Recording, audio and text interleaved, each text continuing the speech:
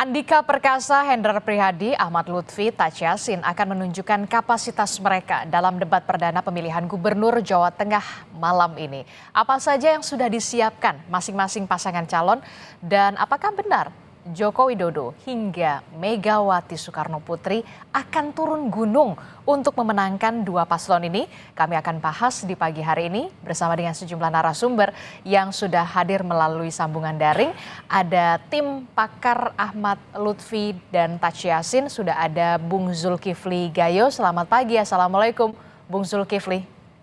Waalaikumsalam, selamat pagi Mbak Disti. Ya, kemudian juga ada pengamat politik dari Universitas Diponegoro, Undip. Sudah ada Pak Nur Hidayat Sardini. Selamat pagi, Pak Nur. Pagi Mbak Disti, pagi juga buat Bung Zulkifli. Oke, nanti juga akan bergabung kemudian ya, kita harapkan juru bicara tim pemenangan Pilkada dari PDI Perjuangan, Mas Aryo Seno Bagaskoro, yang kemungkinan nanti akan bergabung kemudian begitu ya. Saya ke tim pemenangannya Pak Ahmad Lutfi, Taci Yassin dulu nih. Tadi kan di paket sebelumnya ya, kalau kita lihat Pak Lutfi ini kan berarti kali pertama untuk mengikuti debat. Sementara kalau Taci Yassin sudahlah, kalau kita lihat sudah hatam. Nah, persiapan dari Pak Ahmad Lutfi ini untuk menghadapi debat perdana malam hari ini seperti apa sejauh ini, Bung Zul? Ya Mbak Disti, kalau persiapan biasa saja, nggak ada persiapan khusus terkait dengan persiapan debat karena kedua paslon dari 02, baik itu Pak Lutfi maupun Gus Yassin ini adalah orang yang kenal kota Semarang, mohon maaf, orang yang mengetahui Jawa Tengah dan paham apa itu Jawa Tengah, sehingga nggak ada persiapan khusus. Hari ini masih tetap mutar Mbak Disti keliling Jawa Tengah untuk melakukan beberapa kunjungan-kunjungan ke masyarakat. Oke, jadi walaupun memang ini merupakan kali pertama Pak Lutfi mengikuti debat, tapi kalau kita lihat kan backgroundnya, beliau juga dulu merupakan Kapolda Jawa Tengah yang diharapkan juga menguasai medan begitu ya ibaratnya ya, permasalahan-permasalahan yang ada di Jawa Tengah secara umum. Nah, kalau kita lihat ya Bung Zulkifli, tema debat perdana ini adalah tata kelola pemerintahan. Apa yang kemudian menjadi fokus dari persiapan Pak Lutfi dan juga Taci Yassin soal bagaimana birokrasi reformasi nanti yang ketika terpilih nanti menjabat sebagai gubernur dan juga wakil gubernur Jawa Tengah, apa gebrakan kira-kira yang akan dilakukan keduanya? Ya Mbak, dari 02 baik itu Pak Lutfi maupun Gus Yassin ini, mereka adalah berangkat dari permasalahan-permasalahan yang dihadapi oleh Jawa Tengah. Kalau yang di tema pertama ini berkaitan dengan tata kelola pemerintahan, yang salah satunya adalah reformasi birokrasi, kita merasa bahwa Jawa Tengah itu sudah luar biasa, baik itu SPBE-nya, nilai-nilai ini. Tapi ada beberapa yang turun memang, seperti misalnya indeks pelayanan publik, kemudian indeks integritas, kemudian angka korupsi itu ada kasus yang semakin menaik. Ini adalah permasalahan-permasalahan yang diangkat. Sebenarnya program-program dari 02 itu sudah dituangkan secara spesifik di dalam visi misi yang mengacu kepada RPJPD, di mana bahwa transformasi ketiga di dalam RPJPD itu yaitu mengacu kepada transformasi tata kelola pemerintahan. Inilah yang kita tuangkan. Mungkin yang membedakan program kita itu adalah program yang linier dengan program-program yang sudah dituangkan di dalam RPJPD, kemudian juga linier dengan program yang ada di pusat, sehingga inilah. Nah, apa sih titik tekan kita di dalam tema pertama ini? Kita sudah tuangkan di dalam misi ketiga itu adalah mewujudkan tata kelola pemerintahan yang responsif dan kolaboratif. Artinya kita menginginkan semangat ngopeni ngelakoni ini benar-benar dijalankan di Jawa Tengah, bahwa bagaimana kita melibatkan semua elemen masyarakat dengan konsep-konsep kolaboratif, kemudian respon atau ngelakoni apa, kemudian ngopeni respon terhadap permasalahan-permasalahan masyarakat. Inilah titik tekan yang ditekankan di dalam debat pertama ini karena terkait dengan tata kelola pemerintahan. Kita tidak ingin lagi bahwa pengelolaan pemerintahan itu hanya satu sisi, yaitu government-nya saja. Tapi kita ingin melakukan kolaboratif, prinsip-prinsip kerjasama, dan itulah yang dilakukan. Makanya kalau di pendukungnya juga banyak, sehingga kolaborasi-kolaborasi ini menjadi salah satu titik kunci di dalam debat pertama ini. Oke, Mungkin itu, Mbak. oke, responsif dan juga kolaboratif, ngopeni Ya, dan lakoni gitu ya, ibaratnya kalau ya dari betul, Mbak. bahasa Jawa. Nah, kalau dari Mas Seno, selamat pagi Mas Seno. Mas Seno ini kan merupakan debat perdana ya, Pilgub Jawa Tengah Ya, begitu, yang diikuti oleh Pak Andika Perkasa maupun juga Pak Lutfi begitu ya. Nah, kalau kata Bung Zulkifli mengatakan kalau paslon Pak Lutfi dan Taci Yassin ini masih keliling begitu sampai hari ini. Nah, kalau Pak Andika dan juga Pak Hendrar Prihardi untuk hari ini gimana nih? Udah mengosongkan waktu, jadwal atau seperti apa untuk menghadapi debat persiapannya? ya saya kira sama hingga hari ini kegiatan konsolidasi kemudian keliling bertemu dengan warga mengerti persoalan langsung di lapangan itu terus dilakukan oleh Pak Andika dan Mas Hendy. Bukan apa, tetapi memang persiapan debat ini kan tidak bisa satu hari jadi. Hmm. Harus ada proses panjang di sana dan selama perjalanan sekian bulan kemarin itu memang sudah berjalan sambil jalan diskusi dengan para pakar, dengan para ahli. Pada saat penyusunan visi misi pun itu dilakukan pendalaman dengan para pakar terkait pandangan-pandangan personal dari Pak Andika dan Mas Hendy yang kemudian dituangkan dalam visi misi. Oleh karena itu hari ini pun juga persiapannya natural saja, masih bertemu dengan banyak kelompok orang, banyak pendukung masyarakat, sehingga kegiatan bertemu rakyat tetap dilakukan. Bukan apa, tetapi karena saya rasa kalau bicara rekam jejak dan portofolio politik dari Pak Andika dan Mas Hendy, ini keduanya mencerminkan pengalaman yang cukup panjang di bidang garapnya masing-masing.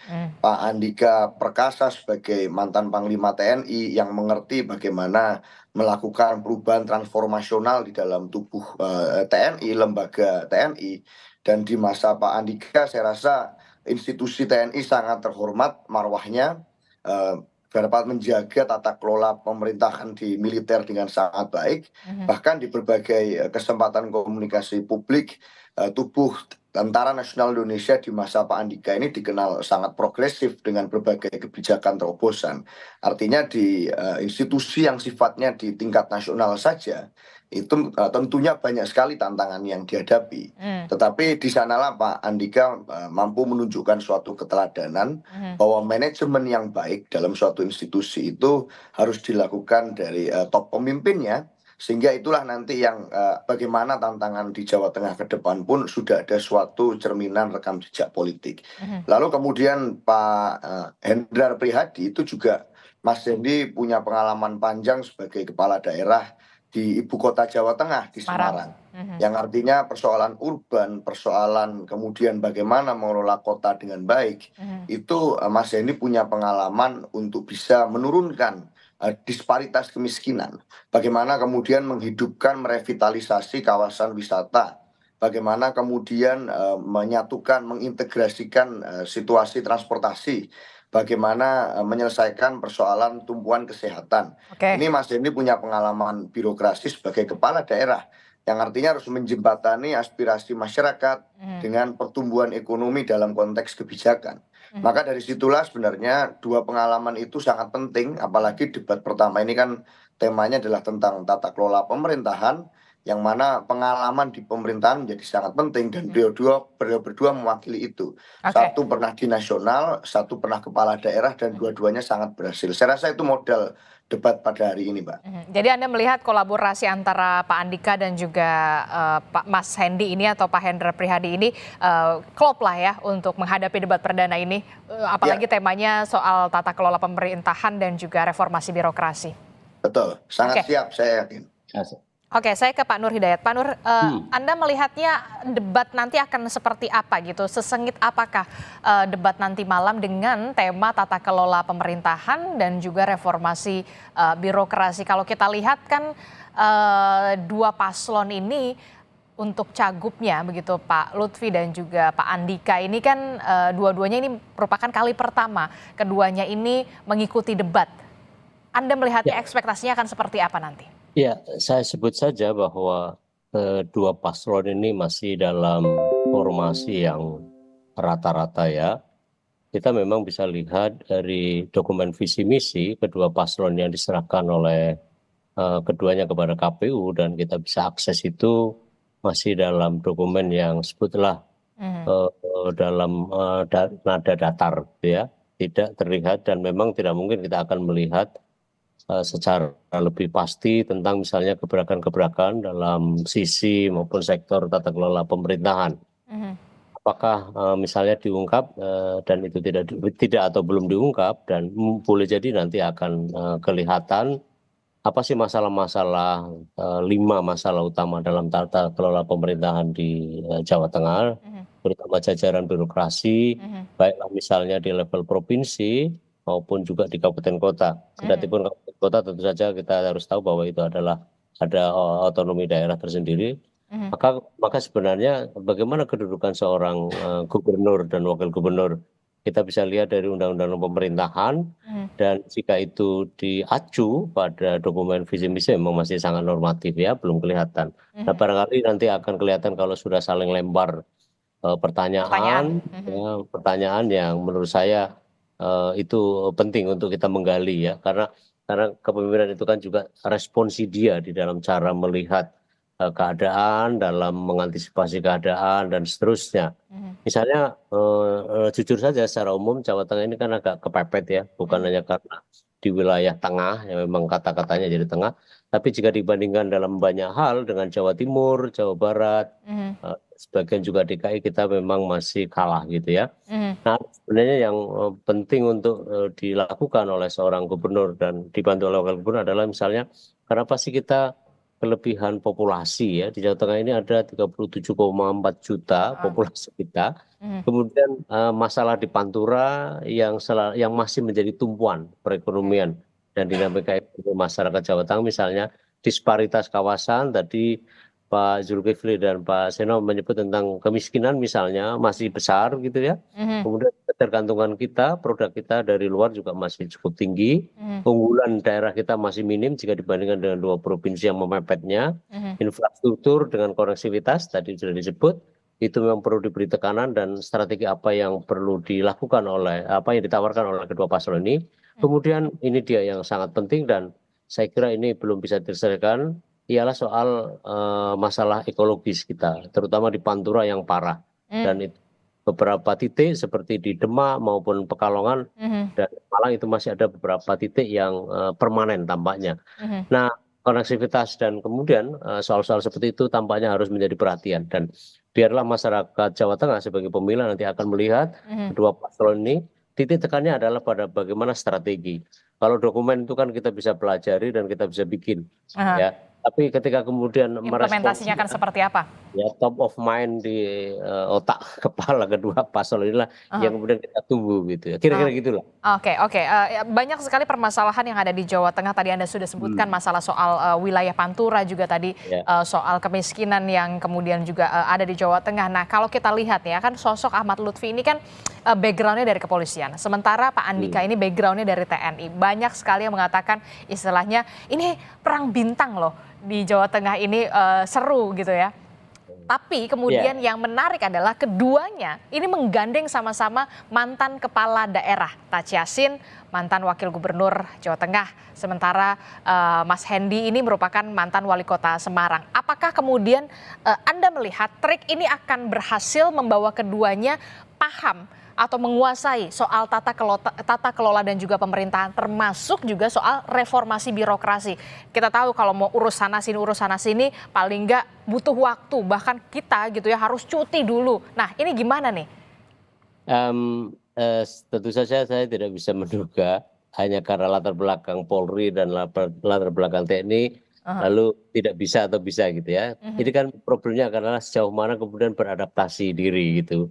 Dengan misalnya mempelajari, membaca, mendialogkan dengan mereka yang disebut pakar atau praktisi gitu ya. Itu tentu saja akan meninggikan kapasitas untuk meresponsi terhadap satu masalah. Mhm. Nah, saya percaya karena memang belum diuji oleh kedua-duanya dalam tampilan nanti itu dan baru kita akan lihat kira-kira setelah selesai baru kita akan lihat sedikit banyak. Itu pun juga belum tentu seluruhnya akan menggambarkan atas kemampuan. Tapi kedua-duanya saya meyakini karena orang yang terlatih ya mereka berasal dari unit kekuasaan pemerintahan yang mapan tentu saja punya peluang karena orang Polri juga bisa bagus, orang TNI juga bisa bagus dan fakta itu tersedia. Tapi saya akan membedakannya dari responsi mereka, dari kedalaman mereka, dari terobosan-terobosan yang mungkin tidak menggebrak-gebrak, tetapi sekurang-kurangnya memberi alternasi. Terutama orang seperti saya misalnya akan mampu ya, dan semua semua orang saya kira akan mampu membedakan mana ini yang sekedar normatif, mana ini yang akan sekedar dengan sumber daya yang ada. Jawa Tengah ini misalnya dalam kasus-kasus tertentu, kenapa sih beberapa beberapa investor sudah mapan tapi kemudian pergi. Ada masalah apa dengan Jawa Tengah terhadap seperti selama ini ya. Beberapa perusahaan besar kalangan multinational corporation juga melakukan itu. Nah, padahal ini sudah mapan. Nah, apa strategi apa yang bisa dilakukan untuk mempertahankan, misalnya memberi insentif gitu ya, dan segala macam lah. Nah, itu baru Kemudahan birokrasi, kepengurusan. betul. Kita tahu birokrasi kita, apalagi Presiden Prabowo belum lama kan di awal-awal pidatonya menyatakan bahwa birokrasi kita jujur saja lambat. Betul. Kita suka justru mempersulit keadaan gitu ya. Dan saya kira ironis ya kalau birokrasi sebagai representasi negara yang seharusnya justru melindungi merawat terhadap satu investasi misalnya atau usaha, tapi justru alih-alih melakukan itu tapi kemudian justru menjadi penghalang, penakut ya, sumber membuat orang takut berusaha, misalnya begitu. Nah itu saya kira kita akan tunggu bagaimana strategi dari kedua paslon, tapi sejauh ini saya menyatakan bahwa ya punya peluang yang sama-sama lah ya. Mereka orang-orang yang top gitu ya, orang-orang yang memiliki kemampuan ya, hasil didikan dari proses training yang baik oleh negara di Polri, di TNI, ditambah dengan kemampuan birokrasi dalam 5 Dan tahun manajerial. buat pos Pak Tajasin, lalu kemudian Pak Hindi, kita tahu beliau cukup berhasil di Jawa Tengah, di Kota Semarang maksud saya. Nah itu memberi peluang yang menurut saya kita 50-50 lah menaruh poin untuk debat nanti malam. Oke, berarti Anda mengatakan peluangnya sama ya. Kita lihat nanti peluangnya sama lah ibaratnya ya. Karena kita lihat nanti malam akan seperti apa adu gagasan, visi dan juga misinya. Apalagi soal sesi tanya jawab itulah yang kemudian sangat-sangat amat ditunggu untuk melihat bagaimana kemampuan calon pemimpin Jawa Tengah ini bisa menguasai masalah atau permasalahan yang ada di Jawa Tengah. Kalau kita lihat di Jawa Tengah ini merupakan salah satu wilayah yang strategis selain Jawa Timur dan juga Jawa Barat. Bahkan kita tahu baru-baru ini Joko Widodo sempat terlihat berfoto begitu ya, bertemu dengan Pak Lutfi dan juga Pak Yasin begitu. Apakah ini menjadi ibaratnya turun gunung, akan ada insentif elektoral termasuk juga untuk pasangan Andika Perkasa dan juga Pak Hendi? Apakah nanti Bu Mega juga akan turun gunung dan seberapa signifikan akan memberikan insentif elektoral kepada kedua paslon ini? Jangan dijawab dulu Bapak-bapak, kita akan jeda dulu, usai jeda kami kembali.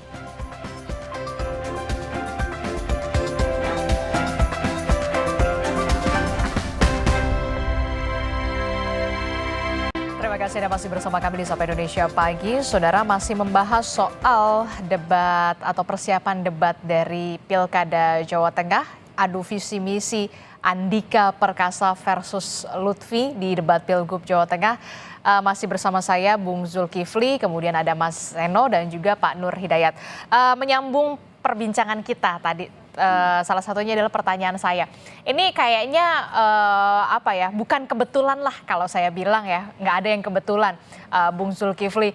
Ketika menjelang debat ada foto beredar, kemudian Pak Jokowi bersama dengan Pak Lutfi dan juga ada Pak Tachiasin bertiga berfoto bersama jelang debat begitu ya. Kemudian ada juga yang mengatakan, wah jangan-jangan jadi juru kampanye nih Pak Jokowi begitu. Nah, apakah ini memang sengaja dihembuskan untuk melihat sebagai simbol ini loh Pak Jokowi mendukung Pak Lutfi dan juga Pak Tachiasin? Bung Zul? Ya, Silakan. jadi Mbak, sebenarnya kalau Pak Lutfi sama Gus Yassin itu terbuka. Siapapun yang mau mendukung dan mau menjadi jurkam dari paslon 02 ini, itu semuanya terbuka. Tidak ada batasan, baik itu Pak Jokowi, Pak Prabowo, apalagi Pak Prabowo itu mendukung dari baik itu dari sisi partai, ini sudah mendukung Pak Lutfi, otomatis ini menjadi salah satu. Begitu juga dengan Pak Jokowi itu, menurut kami ini semua elemen masyarakat itu kalau mau mendukung Pak Lutfi dan Gus Yassin itu semuanya terbuka. Jadi tidak ada hal yang spesial lah bagi Pak Lutfi. Karena apa? Karena dari awal Pak Lutfi dan Gus Yassin itu berniat untuk mengabdikan dirinya bagi Jawa Tengah, itu sudah didukung oleh banyak elemen, banyak partai dan lain sebagainya. Ini adalah termasuk Pak Jokowi juga yang model kemudian menegaskan dengan foto tersebut pertemuan itu. Maksud Anda seperti itu? Termasuk itu menjadi salah satu kekuatan besar dari 02 bagaimana bisa memenangkan di dalam pertarungan ini nantinya. Selain dari situ, Mbak, sebenarnya bukan hanya besarnya dukungan yang menjadi modal dasar dari 02. Sekali lagi bukan hanya dukungan yang besar itu, tetapi ide dan gagasan serta pengalaman dari kedua tokoh ini. Misal Gus Yassin itu sudah 5 tahun menjadi wakil gubernur mendampingi Mas Ganjar. Ini salah satu adalah modal dasar.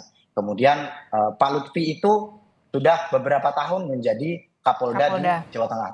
Otomatis secara elektoral, secara basis-basis kekuatan, secara kewilayahan itu Pak Lutfi itu menguasai, Mbak. Jadi termasuk tadi tema yang pertama ini adalah terkait dengan tema tata kelola pemerintah dan reformasi birokrasi. Tata kelola pemerintahan itu jauh sudah dilakukan. Kalau Pak Andika mungkin ada di tingkat nasional, maka pasnya itu menjadi presiden, Mbak. Oke, tapi saya penasaran juga nih, Pak Bung Zulkifli, apa ya kira-kira yang dibicarakan oleh Pak Jokowi, Gus Yassin sama Pak Lutfi gitu, tiga orang ini menjelang debat? Ya, kira-kira Mbak, tiga-tiganya karena hobi ngopi, maka ngopi aja, diskusi ringan terkait dengan bagaimana sih menata Jawa Tengah ke depan, bagaimana melahirkan Jawa Tengah lebih baik ke depan. Ini adalah jadi salah satu. Kemudian yang selanjutnya, Mbak, memang di dalam tagline atau di dalam visi dari 02 itu kan menyampaikan bahwa Jawa Tengah maju berkelanjutan. Berkelanjutan itu adalah bagaimana bahwa mengintegrasikan dari pusat ke daerah, kemudian ke kabupaten kota, ke desa, kemudian juga melanjutkan program-program yang sudah ada. Ini adalah menjadi salah satu. Salah satunya adalah program Pak Jokowi yang sudah luar biasa banyak ada di beberapa tempat itu. Di agar dilanjutkan lagi ya.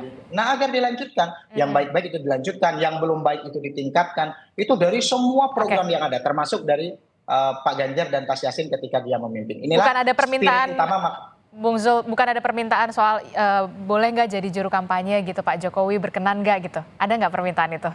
Ya tadi kami sampaikan, kita mengajak semua elemen untuk memenangkan Gus Yassin. Tidak ada terkecuali. Kalau Mbak Isti juga mau, nanti kita ajak deh, Mbak. Aduh, jangan. Itu ya, Mbak ya. Oke, saya ke Mas Seno. Mas Seno, ini kalau kita lihat ya, kalau Pak Jokowi sudah ngopi bareng sama Pak Lutfi, Gus Yassin. Nah, ibaratnya banyak sekali yang kemudian berasumsi, wah udah pada turun gunung nih untuk Jawa Tengah. Nah, kalau Bu Mega sendiri seperti apa ke pasangan Andika dan juga Pak Andika dan juga Mas Hendy? Ya, saya kira kan jelas kalau Bu Mega Wati Soekarno Putri itu perannya adalah sebagai Ketua Umum PDI Perjuangan. Jadi dalam konteks itu tentu sebagai Ketua Umum partai, dan ini adalah partai yang mengusung dan dikeroyok oleh banyak partai, utama di Jawa Tengah gitu ya. Kita sendirian di sana. Maka sesuai namanya calon gubernur kami harus perkasa. Dan dalam konteks itu maka Bu Mega turun sebagai Ketua Umum partai untuk menyolidkan seluruh struktur mesin politik partai untuk bergerak serentak. Udah ke Semarang berarti ya, betul ya? Iya, tentu sudah ada acara di Semarang bersama dengan Mbak Puan, bersama dengan seluruh komponen mesin politik partai untuk menguatkan bagaimana Pak Andika dan Mas Hendy ini di sisa waktunya semuanya bisa bergerak, termasuk dari kawan-kawan calon kepala daerah di kabupaten kota. Maka tentu saat Bu Mega turun, itu sifatnya jelas, clear sebagai Ketua Umum PDI Perjuangan yang harus kemudian ikut serta menyolidkan dan bergerak sendiri untuk memenangkan pasangan calon dari PDI Perjuangan. Saya rasa posisinya di sana. Oke, kalau Bu Mega jelas gitu. Maksudnya kalau Pak Jokowi belum jelas nih, menurut Anda akan seperti apa gitu? Ya, secara positioning partai politik kan memang beliau bukan ketua umum partai. Tetapi apapun itu ya silahkan saja. Bagaimanapun kan pasemon itu tadi yang menjadi satu tradisi atau kultur di Jawa Tengah masih sangat kuat. Tetapi kalau kami sih lebih memilih untuk percaya dengan kekuatan dan kemampuan dari pasangan calon kami, sehingga saya rasa tidak perlu kemudian endorse itu datang dari berbagai macam tokoh-tokoh yang itu kemudian ada di sana. Tetapi yang penting adalah kan bagaimana pemikiran atau visioning itu Mhm. diuji di tengah rakyat. Hmm. Apakah rakyat nanti akan lebih percaya kepada Pak Andika atau calon yang lain? Itu kan tergantung bagaimana yang kami lakukan selama ini. Mhm. Maka pada saat bicara tata kelola pemerintahan yang baik, suatu teladan good governance ini menjadi penting. Suatu teladan untuk mau mengikuti aturan ini menjadi penting. Itulah kenapa kami sangat sensitif misalnya dalam konteks misalnya ada persoalan dugaan mobilisasi kepala desa misalnya, yang itu langsung kemudian kami laporkan. Lalu langsung kami membuat ribuan posko hukum di sana. Itu karena kami anggap bahwa ini adalah bagian dan komponen yang tidak terpisah dari ikhtiar untuk membuat suatu tata kelola pemerintahan yang bersih. Dan kalau kita mengatakan harus ada sinergi antara pemerintah daerah dan pusat, maka pada saat Presiden Prabowo sudah mengatakan bahwa aparat harus netral, kesetiaan itu kepada negara, bukan kepada orang per orang, maka saya rasa itu sudah satu arahan yang sangat harfiah, sangat Jelas. clear, bahwa tidak boleh ada lagi intervensi kekuasaan dari oknum aparat, dari sistem cawe-cawe kekuasaan. Ini menjadi satu hal yang tabu di era kepemerintahan Pak Prabowo. Oke. Apalagi pemilu ini kan masih masuk di 100 hari masa pertama awal. hari pemerintahan Pak Prabowo, maka itu juga akan menjadi indikator bagaimana arahan presiden itu bisa tidak diterjemahkan di bawah. Maka itu kami sangat sensitif dalam Oke. semacam ini. Oke, Ya, baik. Saya ke Pak Nur. Pak Nur, ini gimana nih?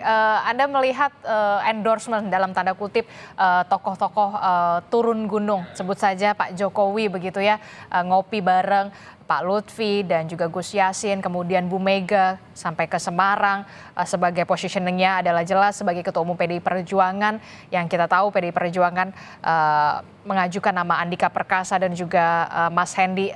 Anda melihat apakah pola-pola semacam ini punya dampak signifikan untuk memperoleh insentif elektoral bagi pasangan calon? Ya, kalau saya memahami bahwa kajian-kajian tentang pengaruh ya kultur ya, latar belakang kultur, latar belakang seseorang dalam kultur itu tampaknya memang masih sangat punya makna ya yang signifikan dan dapat memiliki ya potensi yang sangat besar untuk memengaruhi terhadap orientasi pemilih. Jadi Tentu punya saja. dampak signifikan juga, cukup signifikan menurut Anda? Prasyaratnya adalah masyarakat yang melihat, yang menyaksikan, yang menikmati itu sama sejalan konkuren ya dengan yang dipahami secara budaya. Jadi orang yang menampilkan secara kultur, lalu orang yang menangkap secara kultur pula masih inline gitu ya. Dan Jawa Tengah kita tahu adalah masyarakat yang serba pasaman tadi, masyarakat yang memiliki kekentalan paternalistik yang kuat gitu. Misalnya gini, dalam pemilu kemarin ada duduk bareng di Magelang antara Prabowo dan misalnya. Jokowi. Itu tampaknya akan diulang dan dapat saja kelompoknya Pak Zulkifli ini merasa bahwa itu memiliki pengaruh yang signifikan. Nah, kalau begitu secara simbolis ya, karena itu adalah simbolis, maka jangan juga kalah simbolisnya. Maka saya setuju misalnya kalau Bung Seno dan teman-teman sebagai pendukung paslon Pak Andika, Pak Hendy, itu juga melakukan hal yang sama. Jadi kultur harus dilawan dengan kultur, struktur harus dilawan dengan struktur. Tetapi karena itu saya juga ingin memberi saran kepada Pak Seno bahwa ya dalam film-film Mandarin, film silat ya maupun cerita-cerita Koping Ho, satu pendekar satu pun bisa melawan semua. Jangankan cuma 9, 15, 20, 100. Jadi itu simbolis ya, karena itu kedua-duanya simbolis. Kalau simbolis, diskursus kita adalah simbolis. Kalau kultural, maka ya kalau struktural, maka ya struktur kekuasaan yang dimainkan. Nah, sekarang kalau kultur oke dari pihak Pak Zulkifli, lalu juga kultur dari pihak Bung Seno juga oke, lalu saling mendiskors gitu ya, maka itu akan menarik. Nah, tinggal sisanya, itulah sisanya nanti akan menjadi resource kemenangan buat paslon gitu. Oke, Nah, jadi menurut Anda itu pasangan yang didukung oleh Mas Seno juga harusnya punya ada simbol lagi gitu ya? punya simbolis lain, Aha. ditambah dengan penghiburan untuk kemudian tetap aja semua orang punya peluang karena basis dari pemenangan untuk pilgub ya, pilpres itu adalah magnetika terhadap figur kesosokan ya. Ah, Lain-lain itu juga bukan tidak berarti, tetapi paling kenceng adalah di situ gitu ya. aha. Dan saya melihat kultur harus dilawan dengan kultur, struktur tampaknya harus dilawan dengan struktur juga gitu. Kira-kira Oke, gitu Mbak. oke, tampaknya sudah jelas kultur harus dilawan dengan kultur, struktur harus dilawan dengan struktur. Mas Seno, apakah nanti akan ada simbol-simbol nanti yang akan apa ya, di up juga ke publik begitu pertemuan siapa Pak Andika atau sama Mas Edi atau sama siapa begitu? Ya, ya saya sepakat tadi dari analoginya Mbak apa yang terjadi di Jawa Tengah, bahwa kemudian ini seperti film-film silat yang kadang jagoannya satu harus lawan banyak sekali. Dan kalau dalam konteks PD Perjuangan kan tidak hanya di Jawa Tengah, di banyak provinsi strategis lain yang itu menjadi etalase politik nasional, itu juga kami satu lawan semua. Itu terjadi di banyak tempat.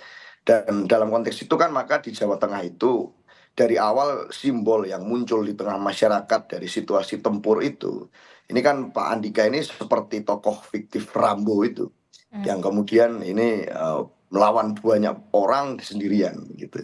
Dan itulah yang kemudian sampai sekarang masih menjadi diskursus dan perbincangan. Jadi tokoh Rambo ini meskipun dia sendirian, dia punya keberanian dan keperkasaan untuk mengalahkan lawan-lawannya dengan patriotis gitu. Nah, ini yang menjadi simbol selama ini. Nah, tapi dalam konteks pertemuan-pertemuan, saya rasa memang selama ini intensitas pertemuan Pak Andika dan Mas Hendy itu di tengah masyarakat. Dan itu yang menjadi suatu ciri khas pada saat turun selalu disambut dengan euforia yang luar biasa di bawah. Nah, apakah nanti akan ada pertemuan dengan tokoh-tokoh lain? Ya ini kita akan lihat bagaimana 28 hari ke depan ini perkembangannya. Tetapi yang paling penting adalah sebenarnya di debat ini kami akan all out untuk meyakinkan bahwa seluruh program ini muaranya kan untuk bagaimana meningkatkan kesejahteraan dan menurunkan kemiskinan. Oke. Satu hal yang penting sekali. Itu aja, Mbak. Oke, terakhir saya mau ke Pak Nur. Pak Nur, ini kalau tadi Anda mengatakan kalau di Jawa Tengah ini sosok figur lah yang kemudian cukup dilihat begitu. Berbeda playgroundnya ketika di Jakarta. Kalau di Jakarta karena masyarakatnya realistis begitu. Visi apa yang dibawa, program apa yang dibawa itulah yang kemudian lebih dilihat. Nah, apa yang harus dilakukan oleh kedua paslon ini di debat perdana mereka malam nanti, dan seberapa besarkah kemudian penampilan debat nanti malam ini akan mempengaruhi swing voter ataupun undecided voters bagi warga Jawa Tengah? Saya masih meyakini bahwa karakter masyarakat Jawa Tengah, masyarakat pemilih Jawa Tengah berbasis pada kultur. Kultur di sini sangat kuat, dan bagaimana membaca kultur pemilih di Jawa Tengah? Pertama-tama tentu saja harus meyakinkan dari seluruh hal yang ingin dicapai akan diarahkan kemana daerah Jawa Tengah ini, provinsi yang terbesar ketiga di Indonesia, cara membangun. Yang kedua, ya saya masih meyakini juga bahwa yang namanya Jawa Tengah ini, ya kadang-kadang mau terus terang juga enggak bisa, tetapi harus ada pesan gitu.